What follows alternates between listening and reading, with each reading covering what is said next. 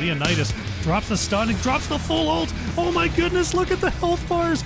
It's a quad kill. Should find the kill. Lunara will clean up that fight. Oh my god, I can't believe it. It is going to be Soul Shield. You gotta be kidding me. Raw to take the 3v1, gets one, looking for the second. Crispy is popping off. Looks like that Blizzard may connect with 4 people. Ball, Lady Ronin! Oh my goodness, what a chat! That was really good.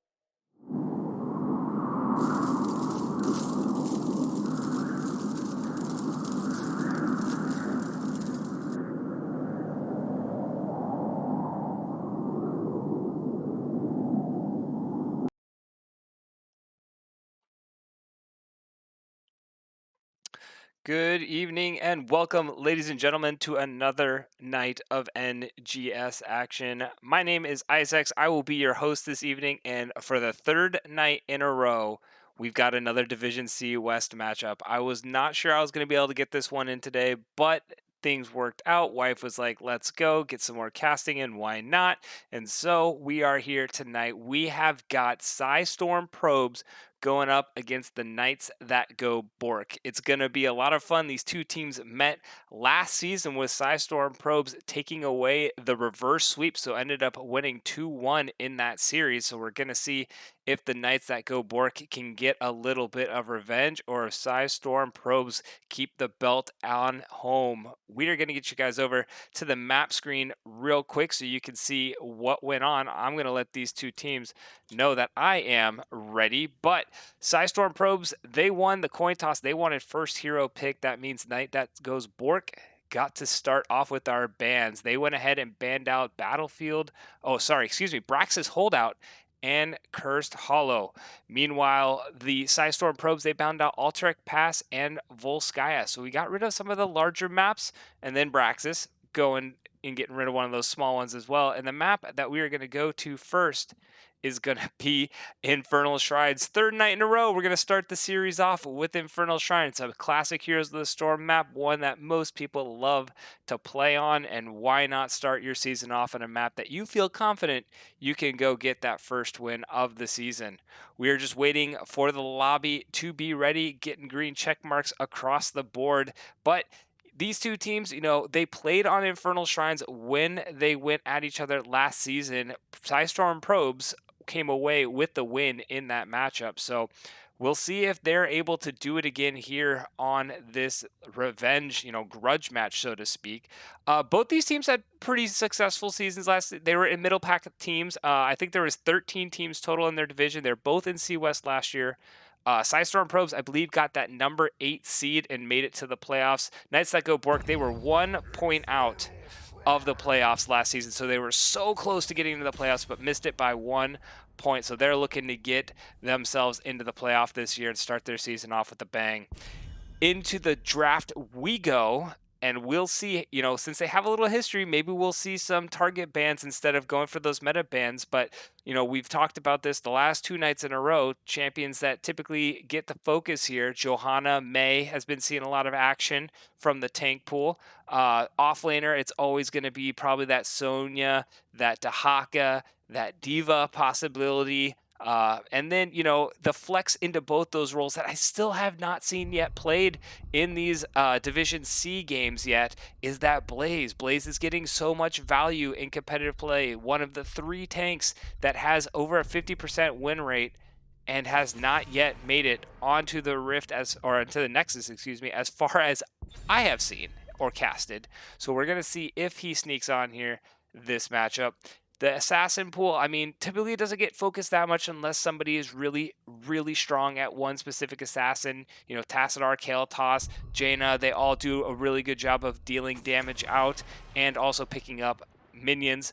But the healer pool is usually where we see the pinch go, and Stukov going to get the ban out. Still looking at Brightwing, Malfurion, also the Anduin possibility getting banned out as well.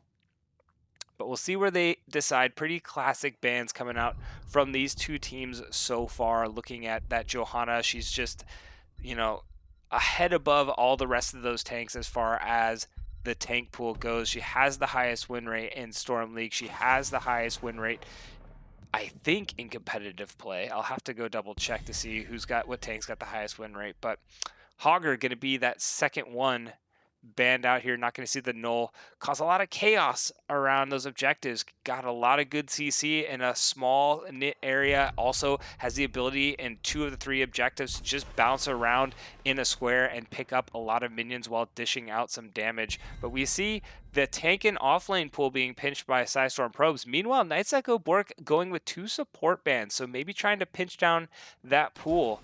But Rhaegar left available and going to be picked up here. Rhaegar did get a couple of nerfs to that totem build, so he's not as strong as what he was a couple of weeks ago. Teams are starting to let him through, but immediately we see the Phoenix variant coming in from Tin and Matlock, and I'm curious if this is going to be one of those taunt and destroy, absolutely obliterate with that Planet Cracker coming from Phoenix. It could still be a Purification Salvo Phoenix. They're going to need some slows to help, you know, give him a little bit more, you know, potential to get the scaling going off of that ultimate. But we'll see how they decide to continue rounding. I just don't typically see Phoenix picked up this early. Need to get some hard CC on the side of Psistorm probes. So far, going to go with Vala. Pairs well with the Rhaegar, especially if Rhaegar goes for that Bloodlust build. And Sonya, same thing, but Sonya has that ability to pick up a lot of the minions with her spinning on the objective, and also has that very deadly leap engage. It used to be a meme. Leap is no longer a meme. Leap is definitely one of the more preferred types of ultimates coming from Sonya. Just so much engage coming out of that Sonya.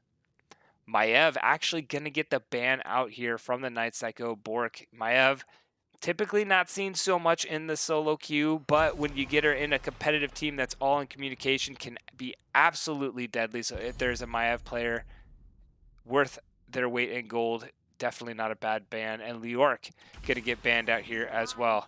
How many bits for you to cast in your professional attire? I was actually wearing my attire like 3 minutes before the cast, and I was like, I got time to change. So if you want me to do that one night, I don't know, Death, what's a good number? You tell me what a good number is. But I finally get to see it. Blaze, Yatre pulling in the Blaze, and Silver Spy gonna pick up that Tyrande. Cortezel gonna pick up the Tassadar, and Obelisk gonna pick up the May. So a pretty well-rounded classic Infernal Shrines comp coming out of Psistorm probes.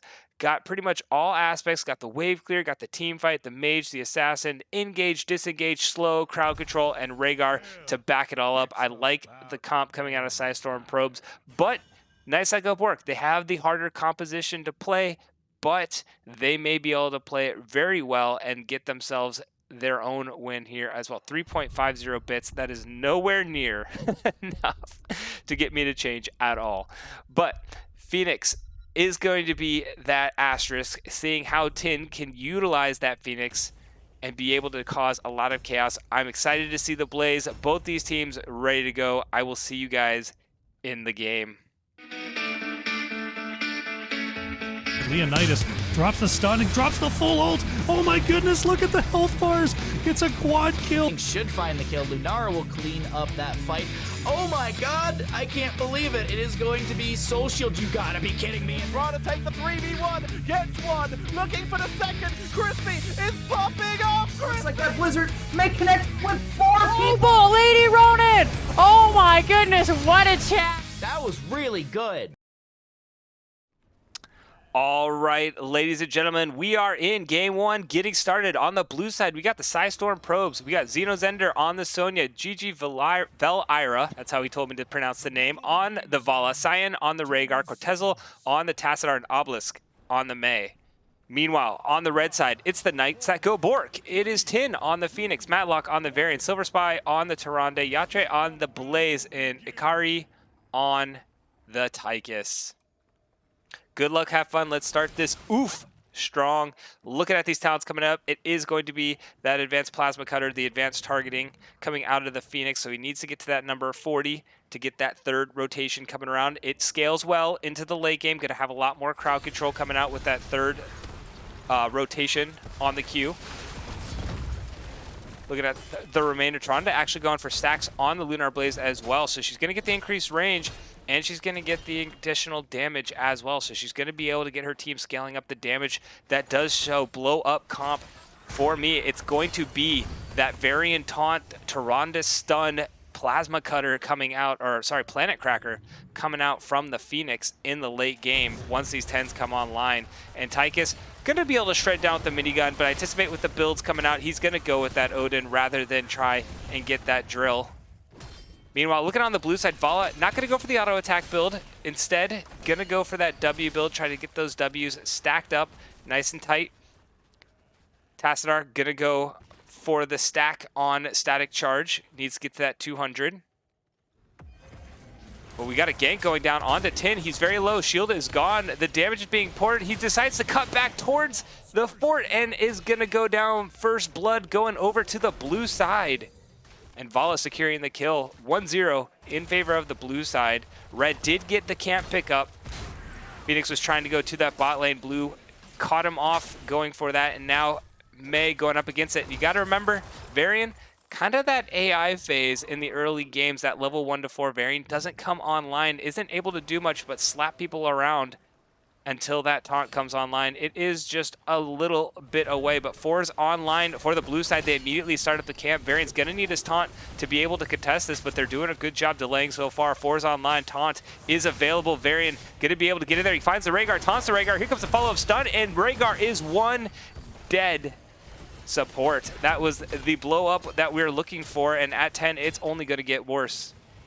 So now red side has hit their power spike. They are ready to rock and roll, go around as 4, try to find these taunt, stun, blow up comps until level 10s are achieved. Varian on the hunt looking for one, finds the Magus the taunt, but is not the target they're looking for. Gonna have to back up and make sure to fight another day.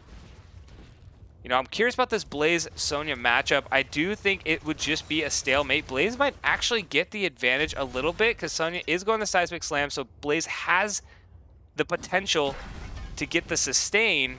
He just has to make sure that he doesn't get queued by Sonya. As long as he keeps his distance, Blaze should have a little bit of the advantage. But look at this. Knights that go Bork on their camp. Psistorm probes did not pick up their camp, so that's going to continue the experience lead in favor of the red side. They're trying to get to their 7s. Not going to do so. Instead, going to go look for the fight. They are here as 5. Vala and Sonya not here. A big 2-man stun followed up on that taunt. The damage goes down, and Tassadar will fall. That's a pickup for the Knights that go Bork, and they're rewarded with 15 seconds of advantage on this top objective. The blue side immediately sends Sonya away. I'm not even sure she came all the way up to this top lane, but Varian is there with the taunt. Rhaegar, you got to be careful. Taunt goes down, the stun goes down, and look at this blow up. Blaze follows in with the jet propulsion. Gigi Velira also goes down on the Vala. This is huge pick potential coming out of the red side, and they're playing taunt Varian the exact way you want to see it. The blue side just not giving enough respect to the Varian, and Varian making them punish. Now we see Mei coming down, giving a little aid to Sonya, trying to find some value elsewhere on the map. They know they're not going to be able to get this Immortal. Looking at these stacks, you know, we got to follow both sides for the stack counter. Vala at 16 of 20, only needing 4 more to get the first upgrade. Immortal just popped over by the Mei, a big stun going down onto the Varian here. Phoenix at 13 stacks so far, needing 27 more. And this is the first Immortal gonna go down. That's about the average that you'd expect out of the Immortal. The wall going down, maybe a little bit on the fort.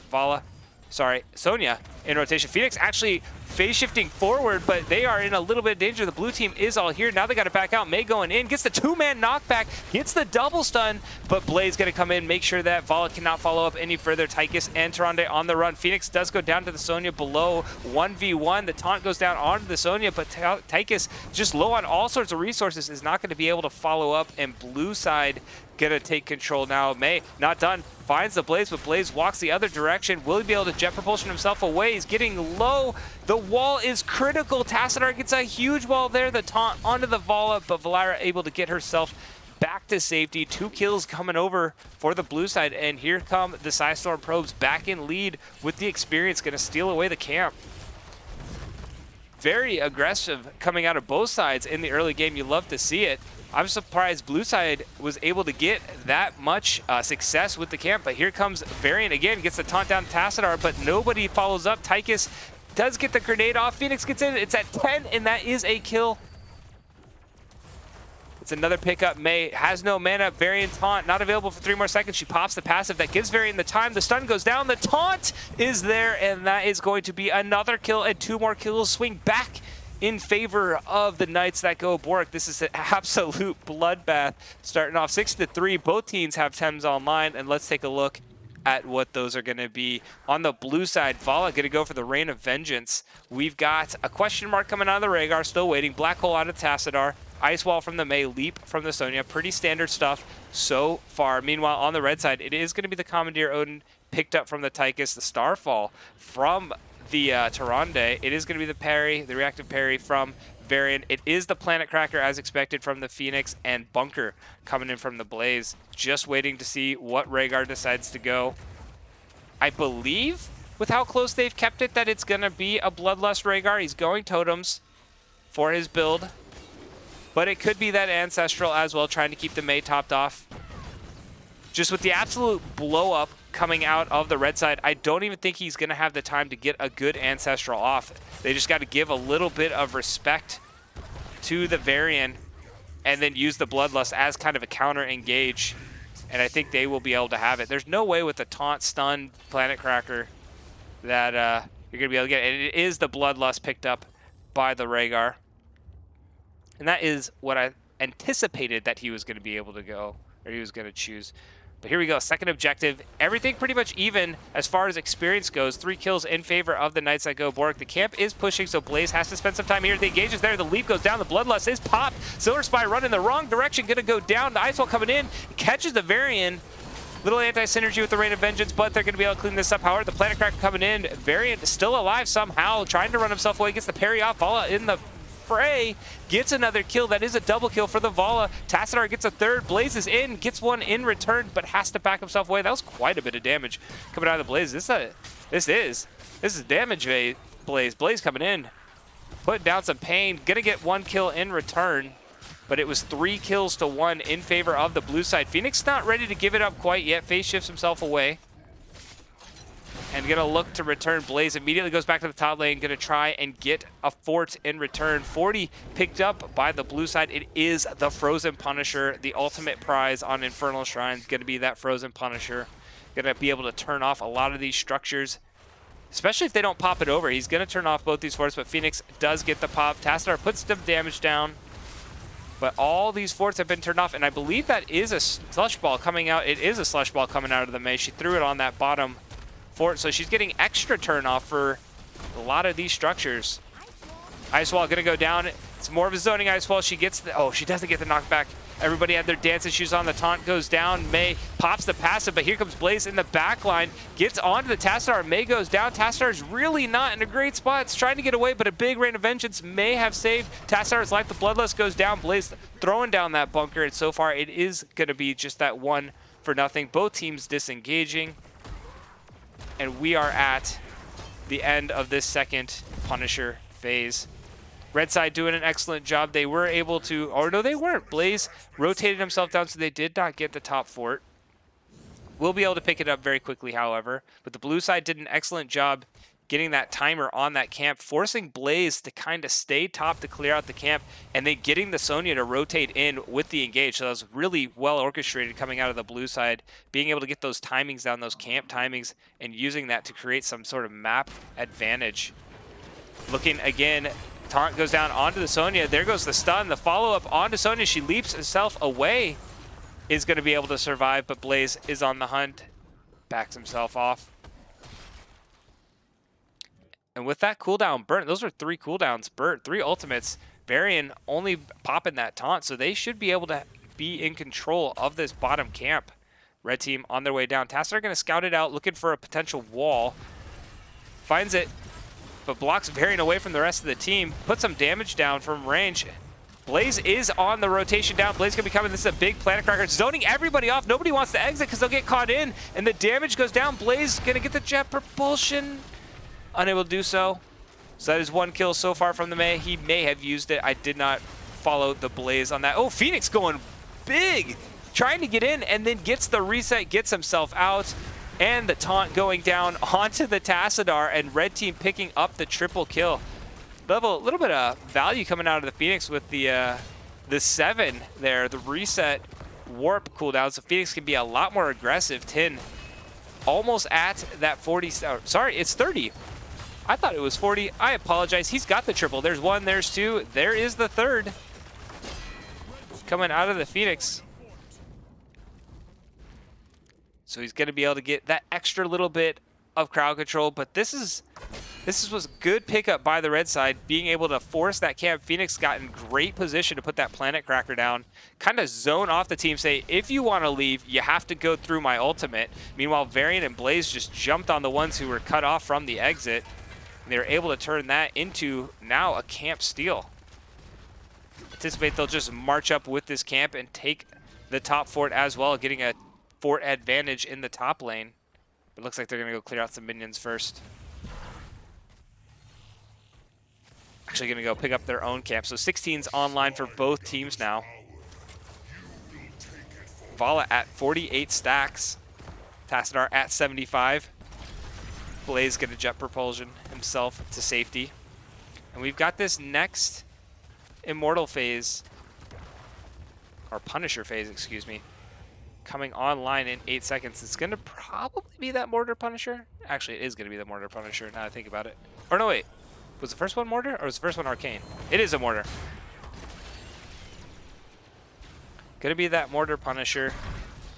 Not typically, you know, seen as one of the better Punishers. However, with the amount of lockdown the red side has on the single target, if they can get the Mortar Punisher onto one target and get the lockdown. Ooh, Blaze goes in, but he missed the jet propulsion. Everything committed, but Blaze gets the bunker down in time. That is going to be Mei going down first. Blaze getting low, but going to be able to get himself away. So, I mean, everybody just pushed their R buttons right on top of each other, said who's going to be the first to fall. It was Mei.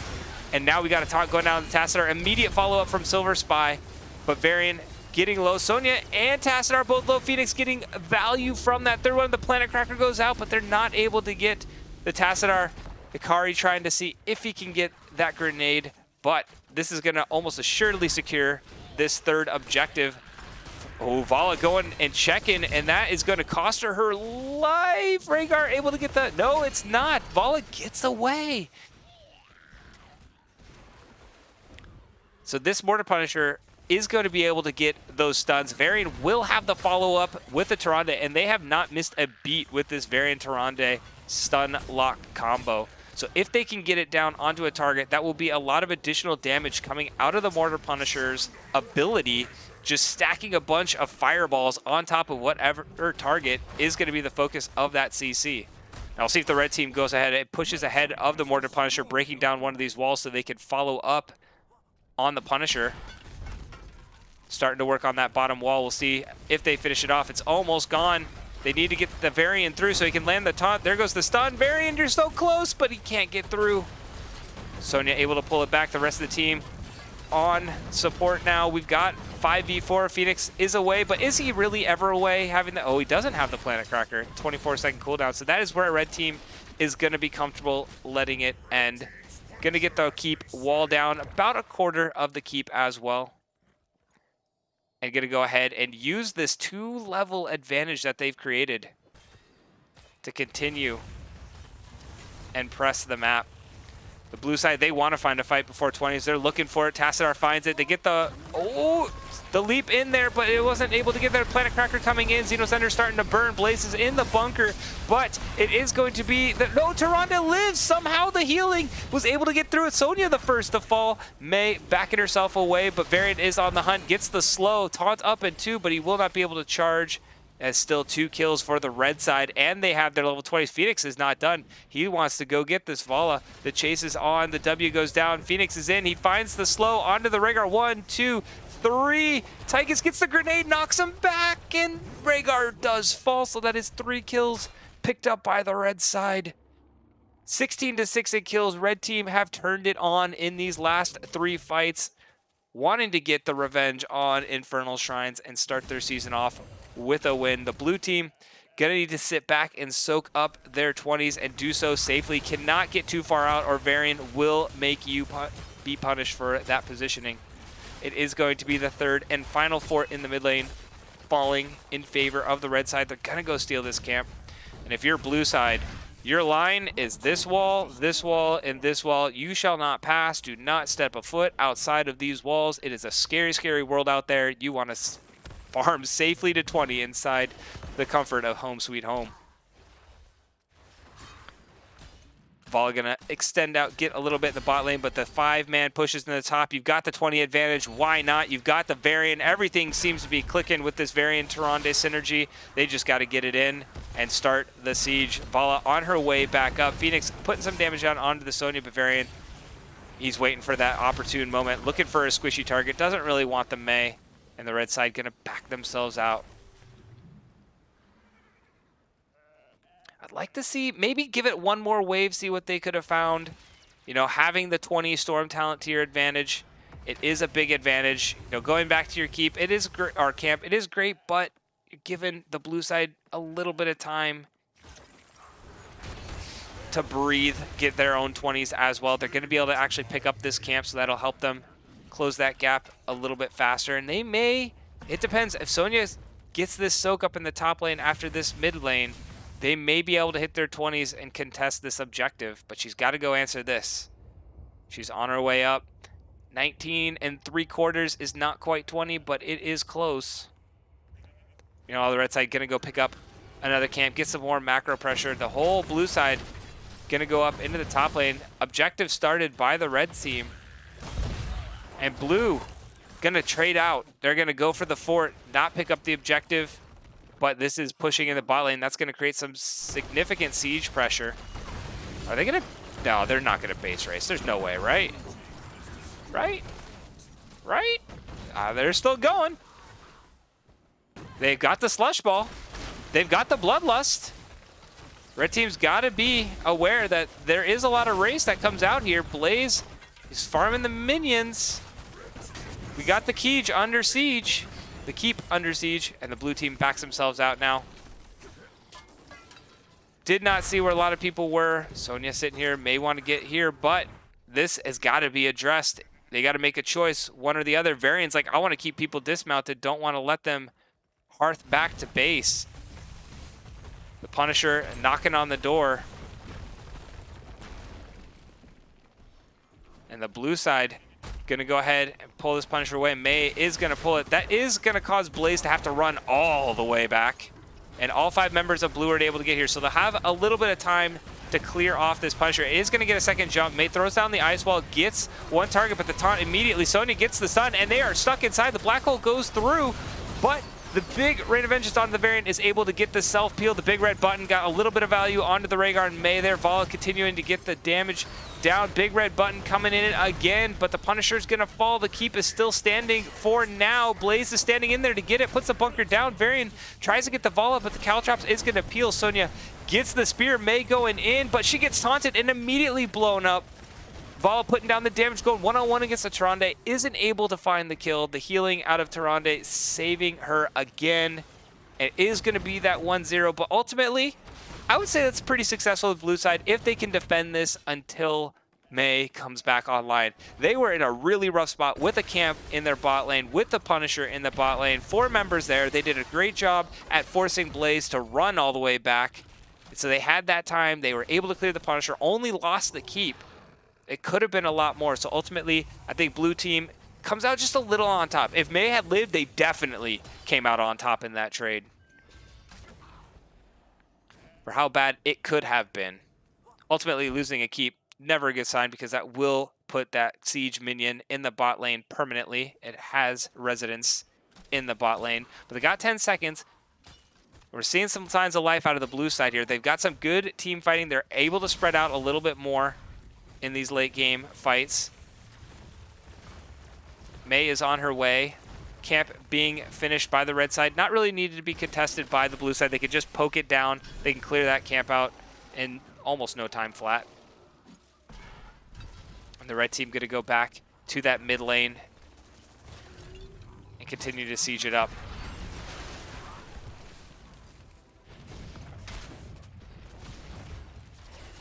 And now it's pretty much the game's a little bit on a nice edge, because the blue side, if they get a good fight, any good fight at all, they have the top lane open. It is the keep with no towers. They could just push right on through it. They have plenty of siege that they can tank up the core if they get a lot of, if they get a one-sided fight.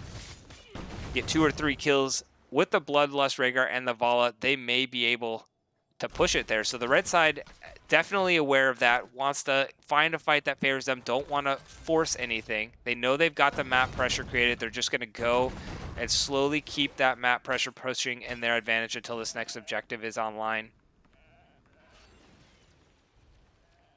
But the late game taunt variant, a little bit more difficult to pull off. The taunt doesn't have as much value. Everybody's a little bit healthier. Still going to be able to blow up a target if they're caught out, but it's going to be harder to get the Mei, a little harder to get the Sonya. You've always got to worry about this leap with the crater coming in onto your backline. Sonya did an excellent job landing it the last time. We'll see if she can do it again. I believe the only difference in that last fight, the reason why they didn't get so much value, was Vala was zoned off in that fight. If Vala is able to follow up that crater, Varian goes in, but the damage isn't quite there to be able to follow it up. Now Varian has to get himself back, but the healing out of the Tyrant is just insane. Varian instantly pops back up. Tychus, there goes the leap. It's onto the Varian, so that is the call. They're all grouping up. The Planet Cracker's gonna get some significant value. 2 kills so far. Rhaegar gonna have to run away, but he's not gonna be able to. 3 kills. Phoenix on the hunt, and now they could just push. They're gonna... Looks like they're gonna continue to pick this up, but that's 3 60-second death timers. Now the red side are mounting up, and they're gonna go push for the win. They're not even gonna try. I guess they're gonna leave Blaze more for insurance. The rest of the team gonna go and try to end this. Phoenix gets the slow into Tassadar. 1, 2, 3. That is gonna be Tassadar going down. The core has been called, and the Knights that go Bork gonna come out with the 1-0 start to their season. GG's being thrown out in chat. Sonya getting the leap. Actually, big leap by the Sonya. Too bad that the taunt and the stun was able to follow up right on top of it. But well played by the red side coming in, executing this comp perfectly. Overall, all around, I said at the beginning of the game, I liked Blue's comp a little bit more, but if red could execute, it's that hard higher ceiling, higher floor kind of comp. They definitely went to the ceiling and come away with that game 1 win.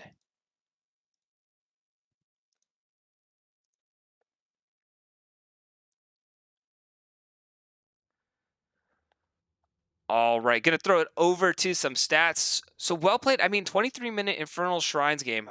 The game, when you look at the score sheet, 22-6 in kills, it looks like it was a very one-sided game. But the kills do not tell the story of that game. That was so much closer than a 22-6. Yes, Red was able to get ahead in those team fights at the end, but Blue definitely had their moments where it looked like they were going to potentially start coming back. They had that really solid defense against the Punisher, and you thought, man, if they could just get the good leap, the Vala follow-up with the Bloodlust, they had it. That last fight, it looked like, they went on to the Varian that was the target called, little harder to blow up, but everybody jumped on him. Rhaegar jumped in, Vala vaulted in, Tassadar, Sonya, and May jumped in, and then Phoenix said, hey, 4 people in a ball, I'm going to press my R button, and just started melting people. Phoenix coming away with the 63,000 damage. Tin putting on a little bit of a clinic on how to run that Phoenix. It's no shock why they insta-locked that when it was left available. But Akari right behind him at that 61k. Vala putting out 74 as well. And Tassadar, a lot of damage coming out. I guess there was a ton of fighting between these two teams. But Blaze getting the soak advantage, 27 to 22k. And I got to see Blaze. I'm so excited. Blaze got the win. And we'll see if it continues to be picked up here moving forward. Looking at the healing, I mean, Tyranda's 92k healing. Tyrande was putting out a ton of healing.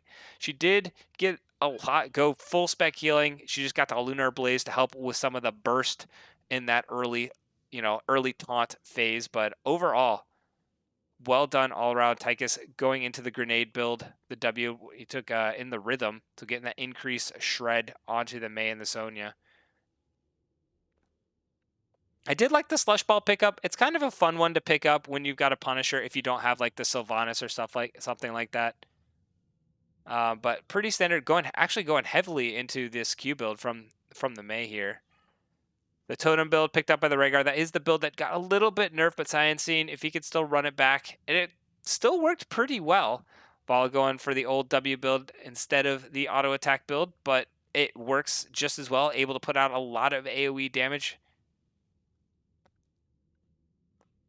But overall, well done by both sides.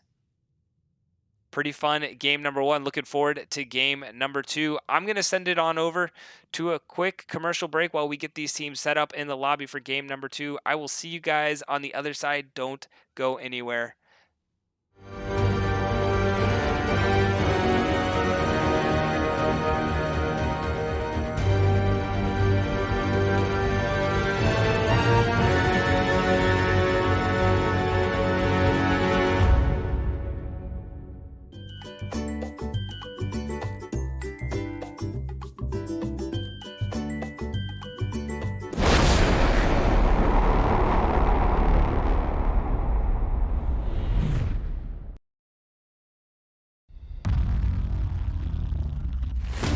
I shall be your shield. Blessing upon friends! Hell, it's about damn time. We are steadfast in the face of peril. Don't underestimate a Nephilim. Stormwind honors those who serve. This is only the beginning of our journey. My wrath shall not be quenched. Your deeds bring honor to us all. By steel or fang, we will prevail. Not even death can save you from me.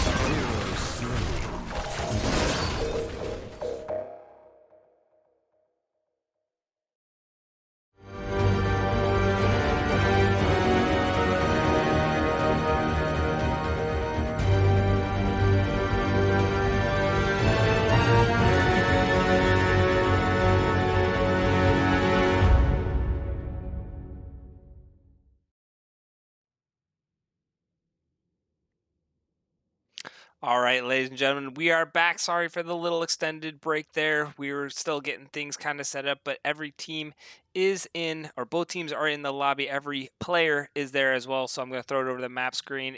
Trash, or I want to call them Trash Pandas because that's what their team was last season. Psistorm Probes, they got the choice between first hero pick and map pick, and they chose to go with first hero pick again, meaning that the Knights that go Bork, they got to pick the map again, and they're going to send us on over to Battlefield of Eternity. So this is the first time I've been able to cast Battlefield of Eternity this season. As many know, it's probably my favorite map to cast and play on, one of the best maps in my opinion, because there's so many different ways to approach the game, the draft. You can go for race, you can go for team fighting, you can go for siege, you can go for pushing power and like picking up camps. And so there's so many different ways you could play a map like Battlefield Return because it's such a big map, but everything forces you to go to the middle of it with the objective. That it can really be a lot of fun, seeing comps that utilize the Immortal as like that extra stun and being able to lock down targets within the Immortal stun is a lot of fun as well. So we'll see how the teams decide to approach it. Everybody in the lobby is here. We're just waiting for the green check marks to start flying overall. But, we talked about last time, Knights That Go Bork, in the series that these two played before, the Knights That Go Bork came away with the game 1 win, and then the Psistorm Probes came back and got the reverse sweep. It did start on Battlefield of Eternity last time, where the Knights That Go Bork got the win. Now we are going to the second game on Battlefield of Eternity, whereas Infernal Shrines was won by the Psistorm Probes last time these two teams met. So we'll see. Same maps coming out, but just a little bit of a different order, and different teams may be winning different maps. We'll see if the Psistorm Probes have been working on their Battlefield of Eternity, or if the Knights That Go Bork still have it down pat. But we have the readies coming out from both these sides, getting the countdown in the lobby when we should get in there in just a second. Battlefield of Eternity, we'll see if there is going to be any focus. I don't necessarily anticipate, if it was any other map, I would say maybe getting Tin off of that Phoenix, seeing if he can go somewhere else, since he seems to be fairly comfortable on the Phoenix. But Phoenix doesn't have as much value on Battlefield Eternity, doesn't do well in the race, kind of does okay in the siege, doesn't pick up camps super fast. He's just kind of that all-around flex when you want a team fight. And on Battlefield Eternity, there's just a couple better team fight champions. But we'll see. Maybe Tin's going to be like, you know what, you're going to give it to me, I'm going to run it back again kind of deal. Champions that were strong in the last map that are still strong on Battlefield Eternity, I anticipate Sonya's going to be either banned or picked up by one of these teams. Blaze, again, is going to be banned or picked up. Johanna and Stukov probably going to be banned out. But we're seeing the healing pool being pinched by both teams. The mage pool, Tassadar definitely has some good race, but Li Ming is, historically known as the mage with the best race on this map. And then you also got all the auto attackers, Raynor, Greymane, Vala, Tychus even to a certain degree, all have pretty substantial race on this Immortal. And so we do see Psistorm Probe say, we're not going to give Tin that Phoenix this time. Show us something else. And there's still a lot of options. That Sonya is still available. Blaze is still available. The Vala is available again if they want to try to run the Vala back. Valira did a pretty darn good job on the Vala last game. Probably going to go a different build on her this game. But Cyan going to be the pick up the Rhaegar yet again. So they're going to go back to the Rhaegar. They thought it did pretty well with them last game. It just didn't have, they're playing from behind for a good second half of that game. And so, Rhaegar, it's a little tough. You kind of want to use the Bloodlust to push forward. And when you're having to constantly go backward, it makes it a little tough to figure out when you want to throw down that Bloodlust and start going forward. So Hanzo picked up by Akari and Leoric picked up by Yatre. So Leoric was banned out last time. Not going to go with the Blaze this time. Going to pick up the Skeleton King instead. So I wonder if they're going to run Blaze into it. I mean, a lot of options still. Just a couple good, strong Leoric counters. But we'll see which one they decide to go with. Li Ming picked up by Valira, and Greymane picked up by Cortezel. So a lot of race, but also some okay team fight. They've got a big burst comp. They don't have the lockdown for like the taunt variant, but they can use the Blaze to get the jet propulsion stun into the Li Ming orbs, disintegrate, and Greymane curse bullet. They can even use like an ETC to mosh, and so far it's just the Hanzo with the arrow for the interrupts. I guess Leoric does have one at 20 with the Silence and Tomb. But it's going to be the Varian going to be banned out. Didn't anticipate the variant just because they don't have any follow-up lockdown with the Rhaegar unless they ran double support, which I don't see. I mean, I guess Greymane could go to the off lane, or Rhaegar could have gone to the off lane actually as well and run double support. So maybe not a bad idea getting rid of the variant if you're worried about the just all-in blow. I mean, Li Ming and Greymane is a ton of single target blow up. So if you're running the variant, that's a good pair of DPS. Raka coming in with the raid. Doesn't look like my my notifications are working. I just kind of saw it out of the corner of my eye. Usually we get some notifications. They must be down tonight. But welcome everybody coming in. We are in game number 2 of a Division C West matchup between the Psistorm Probes and the Knights That Go Bork. It's kind of a grudge match from last season. Knights That Go Bork came away with the game 1 win. Some strong Phoenix play coming out of tin, kind of. And I mean, this amazing taunt variant Tyrande synergy that they had. I mean, they worked on that definitely in the offseason to get that timing down. We're able to come away with the game 1 win.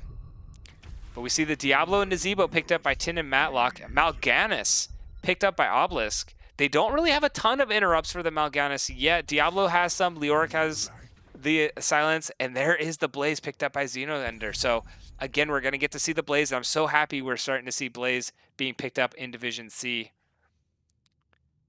Didn't get to see it for the first 2 series that I cast Friday and Saturday. And then tonight we get to see Blaze starting to pop off. And I'm super happy to see it. By the way, thank you very much, Rocker, for those. Everybody here, why don't you jump on over to Rocka's channel, drop her a follow. Does a lot of good casting, even more than myself. Hope you had a great cast. Seemed like you guys are having a lot of fun over there. Anduin going to be picked up by Silver Spy to round out this composition from the red side. Nice little light bomb delivery system coming in from the Leoric or the Diablo. But all in all, looking like it's going to be a fun little matchup. I will see you guys in there on the other side. Leonidas drops the stun and drops the full ult. Oh my goodness, look at the health bars. It's a quad kill. Should find the kill. Lunara will clean up that fight. Oh my god, I can't believe it. It is going to be Soul Shield. You gotta be kidding me. Trying to take the 3v1, gets one, looking for the second. Crispy is popping off. Looks like that Blizzard may connect with 4 people. People, Lady Ronin! Oh my goodness, what a chat! That was really good. All right, ladies and gentlemen, for the second time, we've got the blue side. We got Psistorm Probes. We got Gigi Valera on the Li Ming. We got Cortezo on the Greymane, Obelisk on the Mal'Ganis, Cyan on the Rhaegar, and up in the top lane, Xenozender running the Blaze. Meanwhile, on the red side, we got Matlock on the Diablo, Tin on the Nazebo, Silver Spy on the Anduin, Ikari on the Hanzo, and up in the top lane, we got Yatre on that Leoric. And I definitely have to give a little bit of advantage in the top lane if Leoric can land those W's to the Leoric side. Blaze going to be able to sustain pretty well through it as long as he can just avoid the drain. But in the bot lane, I mean, in the early game, definitely going to have to give... It's going to come down to poke. I mean, we got Hanzo going up on the W build versus Li Ming going up on the Calamity build. So it's just going to be a lot of poking going back and forth. And these two frontliners are just going to be slapping each other in the face. Diablo going for Soul Shield. Mal'Ganis going to go ahead and take that Wing Guard at level 1. Give himself a little bit more sustain in physical armor. Blaze going to get that unstoppable when he gets those magical number of 20 globes collected. And it's really, you know, I'm curious to see. We've got the Anduin. He's going to have to hold a lot of his abilities for the Mal'Ganis. You know, Diablo is looking to use his to primarily engage. Valera's got to be a little bit careful. Yeah, there goes the danger ping. Don't want to stand too close to a wall, but Diablo's going to look to engage a lot. That means Anduin's going to be on the interrupt duty for this Mal'Ganis. But Diablo going to go ahead and knock Mal'Ganis into the wall. Flip him back into the Nazebo zombie wall. But Matlock taking a fair bit of beating from this Greymane. And now the jump in, Diablo taking quite a bit of damage. It looks like Mal'Ganis getting the better end of this skirmish in the early game. And now to the bottom camp we go.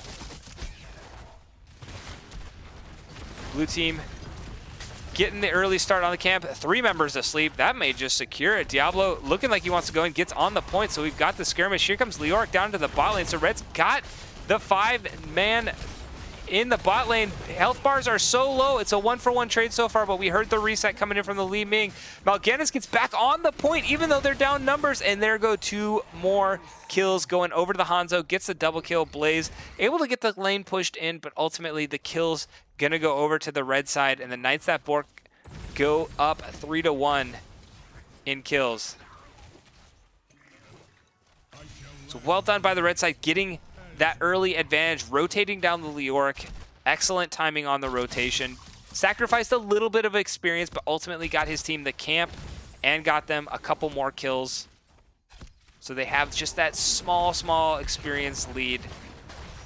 But they're going to be able to pick up this timing pretty well, actually. This is a pretty good time to pick up. Blue side haven't been able to get their camp yet. Now going to start on it, but that's going to give red team a little bit of time to start off their burn. They don't have as good a race. They're more looking for the team fights.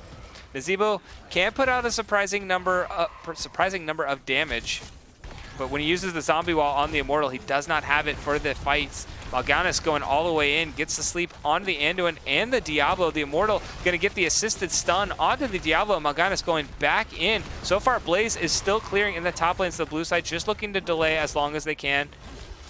Nazeebo is low on mana, as is the Hanzo, so they really don't have a whole lot of ability to be able to use. Actually, we got a big 2-man stun coming out from the Mal'Ganis, and blue team coming away with a little bit of the advantage. Nazeebo was backing Mal'Ganis, able to delay it. Li Ming and Mal'Ganis going to go ahead and defend while Greymane does the race all by himself. It's a 4-man defense. Greymane going to try and burn while the rest of the team just says, we got this. You do you. This camp in the bot lane was never addressed. It was actually targeted by the tower, though, so it is going to get cleared out. Now we've got Leoric going up against the Greymane on one side, and the rest of the team fighting on the other. Greymane has to run himself away because of the life drain, and now the blue side going to run back, and it's going to become a race. The race is favoring the blue side. It's so close, but a big stun coming out by both Immortals. How close is this going to be? It is 81 health going in favor of the red team. Oh my gosh. Not even close coming out in chat. That was a toenail left for the red side, but they are going to be able to get the Immortal and get this push going in the top lane. Holy cow. But well done by the blue team for making it that close. I mean, they were behind in the camp pickup. They were behind in experience, and they still got that thing to be within just a sliver of health. So, again, blue team playing a little bit from behind, but doing an excellent job at playing from behind. Going to be able to get this Immortal cleared out, and now looking to find that advantage. And they start off with a 2-man sleep. That'll be the end of this first Immortal phase. Tens will be online for the second one. So both teams probably just going to play a little bit passively, try to soak up their tens. Blue team actually going to go ahead and try to get the camp. Never mind passively. What is passive? These teams have been fighting all series long. We've got to contest over this top objective. Diablo gets a flip onto Mal'Ganis, but Greymane is fairly low. Mal'Ganis going to have to back himself away, but the red team finishing off the camp with the Nazeebo and the Hanzo. They're going to be able to pick it up. Blaze gonna continue to soak down in the bot lane. The red team gonna keep on with the pressure. Blaze thinking about picking up the camp, then realize that a bunch of people are rotating down, gonna think better of it and back himself away. Just gonna do a little bit of a barbecue from range and be like, hey, what's up? How you doing? Meanwhile, the rest of the blue side clearing up the top lane. And blue team, I mean, when they get their 10s online, it's going to be the Disintegrate coming in from the Li Ming. It's going to be a lot of damage with this. Well, is this going to be a Bloodlust? This might be an Ancestral healing Rhaegar. So he ran Bloodlust last game, but I think he may go for the Ancestral this one. Greymane getting stunned out. Unstoppable going off. Did take a lot of damage, but is able to return fire. Greymane jumps in, then thinks better of it, and jumps back out. The root goes down onto the Mal'Ganis, and that is going to be a kill picked up by the red side. So the Anduin able to land the long-range shot from downtown. Nazeebo is able to finish off his Q quest. Diablo able to get his souls up to level 100. right in time for this Immortal, and 10s are now online for the red side. Light Bomb by the Anduin. APOC from the Diablo. Dragon Arrow coming in from the Hanzo. It is going to be that spooky ghost, the Withering Ravenous Spirit. I want to say Withering Spirit. Ravenous Spirit coming in from the Nazebo, and it is going to be that Entomb from the Leoric. The blue side not quite to their 10s yet. Gonna just try and burn, and this is going to be a much healthier Immortal coming in for the red team this time.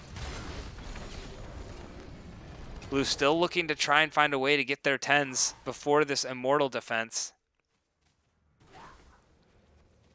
And the red team was actually able to start their camp, so they're going to be able to pick the camp, but they're backing because they're low on mana. And so this is going to get cleared out. Going to get a lot of damage going down to this Immortal without... I guess the Hanzo is here. Ooh, Diablo charged onto the minion there. But 10s are online for the blue side. It is the Ancestral Healing now by the Rhaegar instead of the Bloodlust, which I do like. It is a Disintegrate from the Li Ming. They'll go for the Throat Rip from Greymane. It is going to be the Dark Conversion coming in from the Mal'Ganis, so Anduin really going to have to be on point. Actually, is Anduin? We're going to have to double check if Anduin's, because it's a Root. I do believe Root's still interrupted. I am not actually sure. I do not play enough Mal'Ganis. I probably should play more. But I do think Root, since it is a form of hard CC, or if it's only silence and stuns that interrupt it. I know the interaction is a little different. I mean, we may get to see here, the Root goes down, the stun goes down, the Dark Conversion goes off right onto the Diablo. Diablo's health gonna go down, but Mal'Ganis gonna be the first to fall. That is another pickup for the red side, and the siege continues. Somebody who knows more than me. So Anduin's stun interrupt the Dark Conversion. I know silences do, I know stuns do.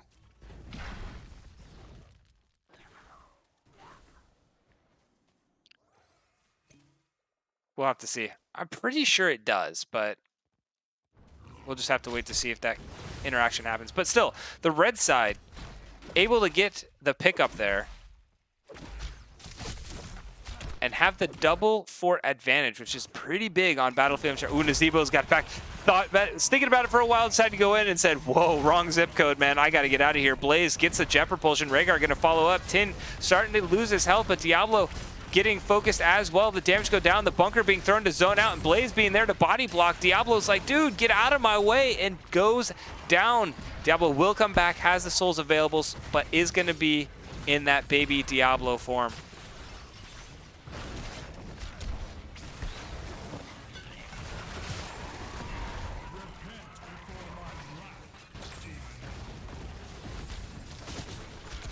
And now we have the siege. There we go. Rocket coming in says the Root does not count. It is only stuns and silences. No other forms of interrupt. The Entomb goes down. The Light Bomb delivery system is there with the APOC. Mal'Ganis just getting absolutely destroyed with all that crowd control. And the red team returning blow for blow here. Able to pick up a kill and going to start burning down their Immortal. Again, finding a nicely timed kill around the objective. Greymane going to try and get some sort of burn here, but gonna have to ultimately back himself away.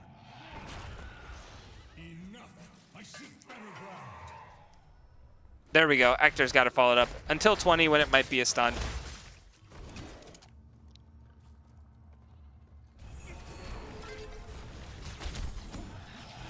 And we're gonna have this also the silence from Leoric at level 20, but this is red team again getting another big Immortal pickup. Very, very healthy Immortal shield. Gonna go into that bot lane, and we'll see how much of this bot keep is gonna go down.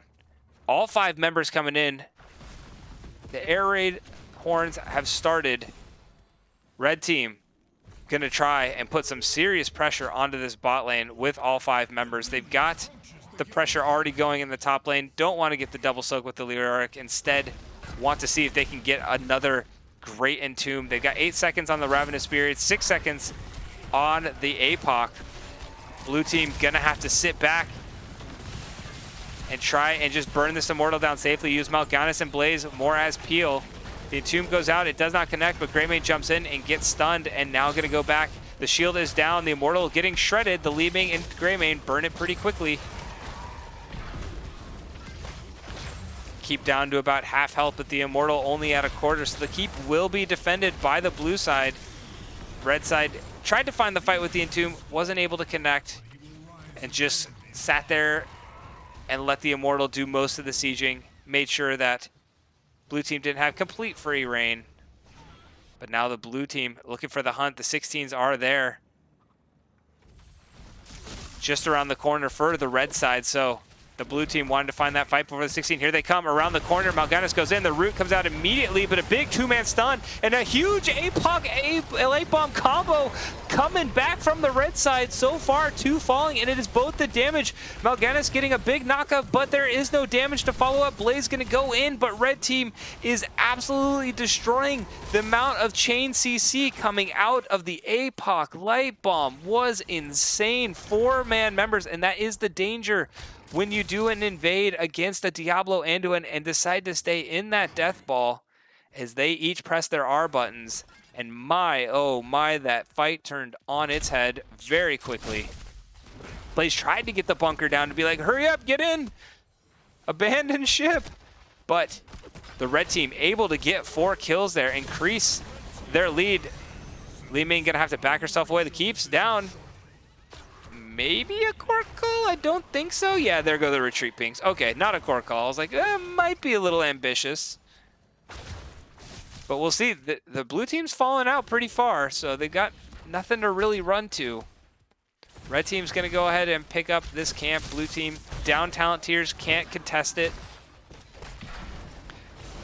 Knights that go Bork. Looking very strong around this Immortal phase yet again. They have the talent advantage. I mean, your blue side, you want to contest it, but at the same time, you're down 16s. You're not going to be able to do too much. They're going to have to just try and defend under their own Immortal. Leoric finds the Entomb, but Greymane jumps to the minion. Nicely done by the Greymane there.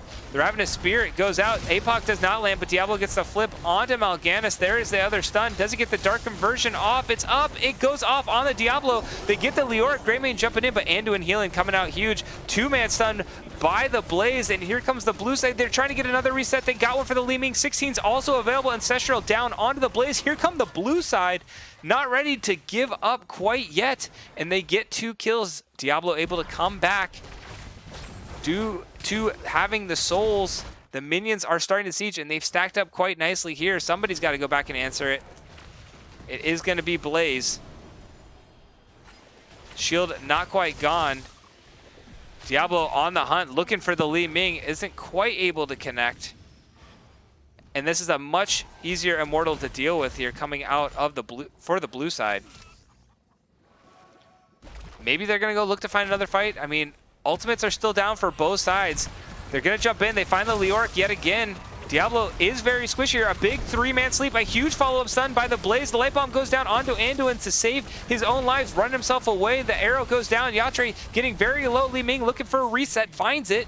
That's one reset. Dark Conversion going off onto the Zebo. Li Ming immediately following up. A second kill going down, and blue side showing signs of life in the late game. You love to see it. We've got a game, ladies and gentlemen. And the Immortal gonna go ahead and push out in the top lane. Blues sieging? I thought they could kill this Immortal. I thought they could kill this Immortal before the keep fell, but they're gonna go ahead and try and find a keep of their own. They're gonna send 4 members to the bot lane. Here comes the red side, looking to fight. Cortezel fairly low, Rhaegar trying to heal him up. The flip from Diablo, the fall, oh, a big stun coming in there. Anduin absolutely shredded there. And so the blue side get a staggered death. Leoric will be up in that 1 second. Gets the 2-man Entomb. The APOC goes down, but they just kind of walk themselves on out. The core is under siege, down to 88%. Blaze is like, guys, help, please? Please? 63%. This is a battle here. 46%.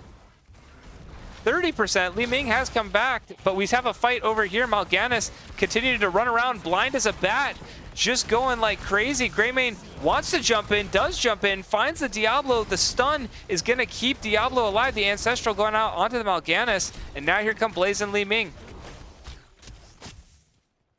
but Anduin going to be up in 3 seconds. It will be 5 apiece, so I'm pretty sure Red got the better end of that deal. Core only at 21% health. Blue team did get a fort, so relieved a little bit of pressure in the bot lane. Evened up the experience for sure, but this is very scary because you've got 2 keeps down, have to keep the lanes pushed all the way out, so you have to be risky with your positioning to keep the lanes pushed out. Leoric going to go for the top lane. Greymane already there, has the support. Anduin and Diablo on their way in. Mal'Ganis wanted to pull the trigger, but Leoric just able to walk himself away. Leoric things. Nazeebo pushing out the bot lane. Now Nazeebo only at 72 stacks of Voodoo Ritual, but going heavily into the spider build. And all Nazeebo is really looking to do is just keep these lanes pushed. If Red keeps the lanes pressure up, they're going to have control over these Immortals. Now, blue side does have this camp, so that is going to relieve pressure in the bot lane if they get it. But we do get an engage. The Entomb goes down. Diablo, Blaze gets in. The stun coming out from the Hanzo. Li Ming and Greymane both get stunned yet again. Greymane jumps in, tries to find Diablo. Diablo teleports himself away. Meanwhile, Nazeebo with the Ravenous Spirit gets stunned out. Mal'Ganis is there for the follow-up, the Unstoppable, and the pull from the Anduin. Meanwhile, in the bot lane, this is still coming in. 4 Siege Minions, and Nazeebo falls, but red team is happy with the what they were able to find. Will the minions be able to do this? I don't know. The shield's still aplenty. Mal'Ganis did get back in time. Greymane has to get away. The Ancestral. Oh, no! Misclick by Rhaegar, and he Ancestraled himself. Oh, that's tragic. It looked like if he had gotten the Greymane, maybe he would have been able to save him with the double Ancestral upgrade at level 20. Oh, no. And Li Ming gonna have to back herself away. So it is going to be the 2-for-1 pickup in favor of the red side. That does give them secure possession of this Immortal. And I mean, as much as it's such, you know, seems like a terrible idea, these 3 members have to delay and delay hard. Once this Immortal is picked up, it's all she wrote. The Immortal will be able to shred through a 21% core. So they got to delay for 18 seconds on the Greymane. Red team, they just got to force the issue. They do have a very favorable position for this defense. 9 seconds for Greymane. They just got to delay as long as possible. Get into that Hanzo. Nazeebo did go back to heal himself up. The Light Bomb goes down on the Diablo. Blaze very low. Gets in. Gets inside the bunker. Li Ming continues to use the Disintegrate. Blind as a bat popped. A lot of CC going out from the Mal'Ganis. The stun. Greymane. Oh, he went to go clear the minions. He had to, though, because the minions were sieging the core. So this camp... the Immortal is going to be able to be picked up 2 deaths so far. Li Ming getting stunned out beautifully by Matlock there. And this is the writing on the wall. This is a fully shielded, full health Immortal is going to go up against a 21% core. Greymane and Rhaegar are like, best of luck, chap. And the red side just going to go in, not even going to wait for the Immortal. This is going to be GG's. Well played by the red side, getting the grudge match victory here in dominating fashion. And Knights That Go Bork come away with the 2-0 victory. Well played by both these teams. And Knights That Go Bork, I mean, I was talking with them a little bit before the series. They said, you know, we had a lot of practice in the offseason. We got a good look at Division C last season, missed the playoffs by 1 game. We practiced, we went back to the drawing board, and they came out and they executed very well in their first series of the season, coming out with the domination, 3 points, and setting themselves up in the driver's seat.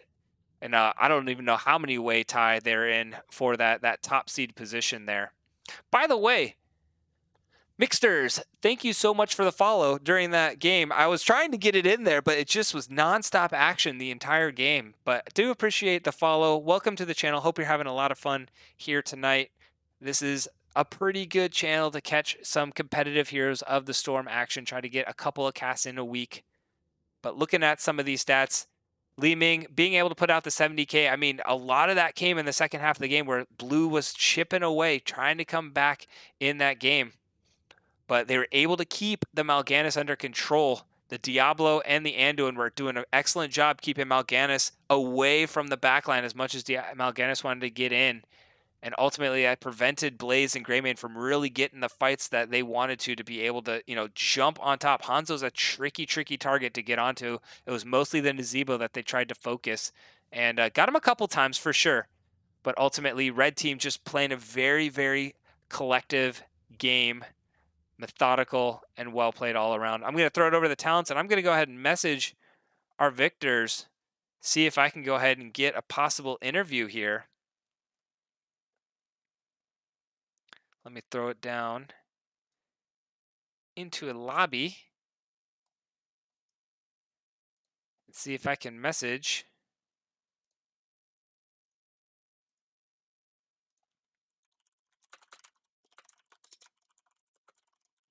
our victors and see if we can get an interview here.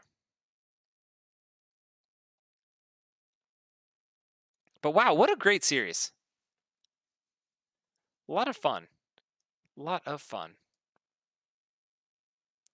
We're just going to hang out in the lobby looking over some of these talents. There we go. Hello. How are we doing tonight? Well, as a opener to the season, I think we're feeling pretty great. Pretty great indeed. For those who don't know, ladies and gentlemen, I've got, it's Ikari, right? Yeah, Ikari. Ikari. I got Ikari here from Team Knights That Go Bork. Hanzo in game 2. Oh gosh, game 1. What was it? It was not the Phoenix, the Tychus. That's right. Yeah. Tychus in game 1. So Assassin main coming out here from Knights That Go Bork. How's the team feeling with that 2-0 victory right there, and also a little bit of grudge match win there too? Yeah, well, we've played them a couple times over the past couple seasons, at least all the seasons that I've been here on Knights at Go Bork. And yeah, I mean, we've been practicing, trying some new things, getting synergy with some people we've brought on, and it was nice that it really came together tonight. Yeah, I mean, hold on, I got to turn you up just a smidge. I got Sure. the 4-1-1 on, we practiced a lot in the off season, got the team together, did some work, went back to the drawing board, did a couple of write-ups, practiced a bit, and were able to get things smoothed over, and it looked very clean coming out in this game 1. You guys looked very dominant from the get-go. So for those who are in the cast, the crowd that don't necessarily know, give us a little background on the Knights of the Go Bork, your seasons in NGS and how you guys all kind of came together. Well, the original team started with Silver, Matlock, and player Smoke, who's no longer on the team. And they moved on. They recruited Tin and myself afterwards 2 seasons ago. And now Yatra kind of came in to fill in Smoke's place in the middle of that season. So we didn't get a full season of playing with Yatra, and now that we've had that, we've had some off-season play and Nexo time. We've been really pulling our synergies more and more together as we've transitioned into this new team.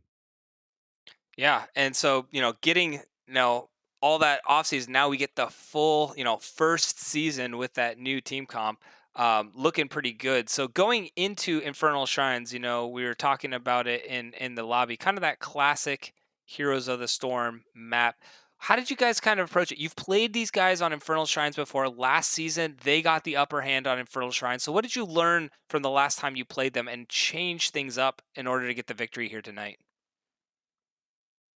I think a lot of it was just learning when to be aggressive, and also we focused a lot of our gameplay on the first couple minutes of the game and what we need to do. Because if you start off on a right foot with some good advantage, then you can just keep that momentum going. And I feel like we were able to do that both games overall. Yeah, I mean that was kind of the story that developed, and like you said, both games.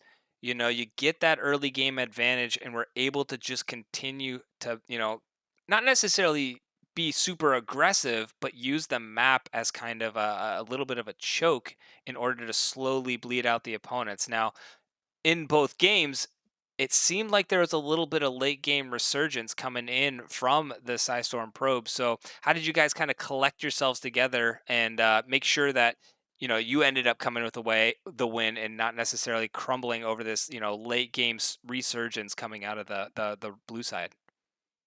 I think one of the biggest things we've also been working on in terms of like our teams and comms is just learning like when things don't go our way, uh to kind of like clear comms, put things aside for the moment. Um we need to focus on what the next play is and we can discuss what went wrong later. And going from there, we can just plan our next play instead of discuss what went wrong. So staying focused on the game, I think even when they did have some resurgent moments, we still had things relatively pushed out. We still had some advantages to really pressure. So just falling back on those things and learning from them. Yeah, that was. I mean, that being able to do that mental fortitude was absolutely awesome. Being able to not necessarily get caught up in the moment, but just mentally reset in the middle of the game and keep going with the game plan that's been working so far. I have to ask because everybody, it was a little bit of shock coming out. I mean, they get first pick, they pick up the Rhaegar, and then it flips over to you guys, and I don't even think a second passed, and it was insta lock Phoenix, insta lock Varian right off the guns. Was that like, were you guys planning that from the get go? Is like, if we get these two champions, we are just gonna run these two right away. It's definitely something that we like to play. I think Phe- uh, our player 10 has a bit of a reputation that precedes himself sometimes. So if we get that opportunity, we're happy to take it. But as I think we also showed, we can flex into other things quite well too. Absolutely, yeah. Pulling out just a completely different comp here in game number two. So flexing off into the other side, going into that game number two, Battlefield of Eternity. Now, going back to your last meeting, you guys won the Battlefield of Eternity map. So, I mean, was it kind of a similar feel going into this BOE matchup that you guys were like, yep, this is a comp that we like to run on BOE. It seems to work with us. I mean, it's kind of this like hybrid team fight, but you also have a little bit of race that's kind of surprising with the Nazebo spider zombie wall kind of deal coming out here. Yeah. Uh, we've played with Nazebo on the map a bit. His race with spiders is actually pretty solid. It's definitely above average, and I think that a lot adds a lot to Hanzo's racing potential, which is already quite high. So it's a little more subtle in how much it can really deal to an immortal if you're not ready for it. So yeah, it is a comp we like on that map for those reasons. Yeah, and I mean, I feel like game two was, even though it was a different map, different compositions, the story kind of ran the same where it was, you guys get that early game advantage, use the map to kind of create that macro pressure. Blue team or the Psystorm probes start to come back in the late game, and you guys have this mental fortitude to be able to reset, find that fight, eventually finding that late game fight. I believe it was the camp. We got to just talk about that potential camp evade. Did you guys suspect that they were potentially coming from the camp, or were you guys just like, uh-oh, here they come, and all of a sudden getting to land that Diablo APOC Anduin Light Bulb like four-man combo? I mean, you got to run us through that fight. Yeah, I think we were we were pressing the advantage and we weren't quite sure if they were going to come. It wasn't the main subject of our comms. So when they did show, um, we had a very quick reaction from Matlock and Silver setting that up. And I know I was kind of on the other side of the camp waiting to see how many people showed so I could get an arrow. So when we had those initial connects lining up, the APOC was there, the arrow held them in place for it, the light bomb. We just we took advantage of how they gathered and approached, and our comp was just built to deal with that. Yeah, I mean, it looked for a second like, oh man, this is what blue team wants, being able to come around with the Blaze Mal'Ganis, get the sleeps, get the stuns, and use the Li Ming Gray Mane just to get resets. And then all of a sudden, that entire fight just flipped on its head, and here come the Knights that go Bork, getting, I believe it was all 5. I think that was a full ace on that fight, losing nobody. That was absolutely insane. So well done with that. So to end up this interview, I'm going to ask 2 questions that I always ask. First and foremost, if you had to pick a team MVP for the series tonight, who would it be and why? Oof. Oh, you have to pick favorites now. I mean, it's kind of rude to say me, so I'm going to say that it's probably, I think it's, I don't like to play favorites. Do I have to play favorites? You absolutely I don't. You know mean, what? I'll just say it's the humble brag. Just, yeah. I you mean, did I think well. we all had like really, really powerful moments, and it's really hard to just say like which one was the ones that were the standout overall. So I'm just really happy that we were hitting some of those big combos and maybe got a clip or two that we can put together.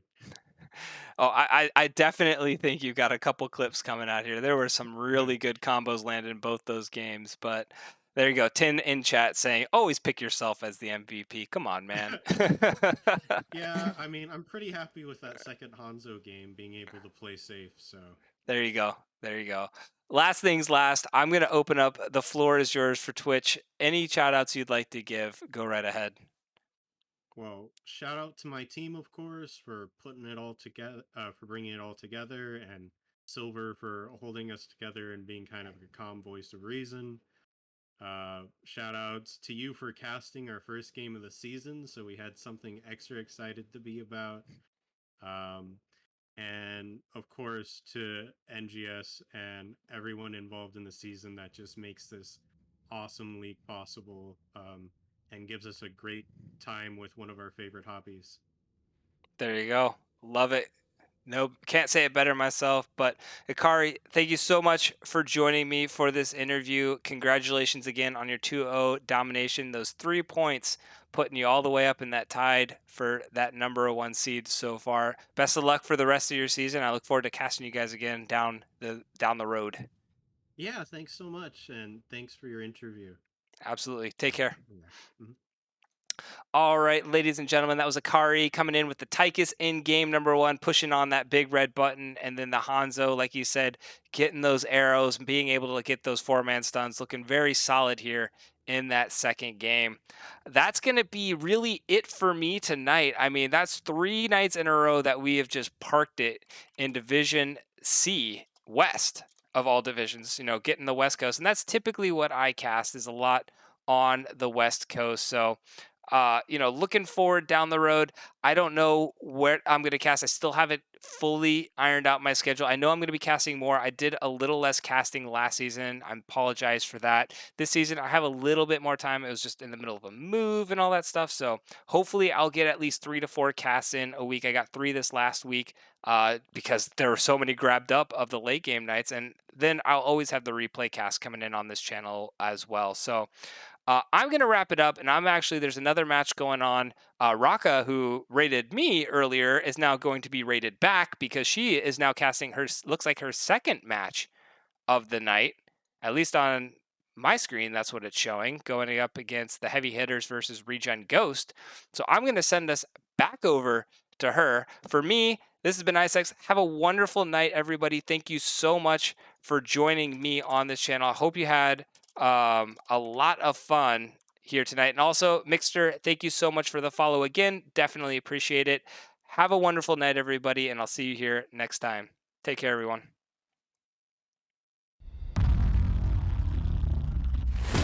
I shall be your shield. Blessing upon friends! Hell, it's about damn.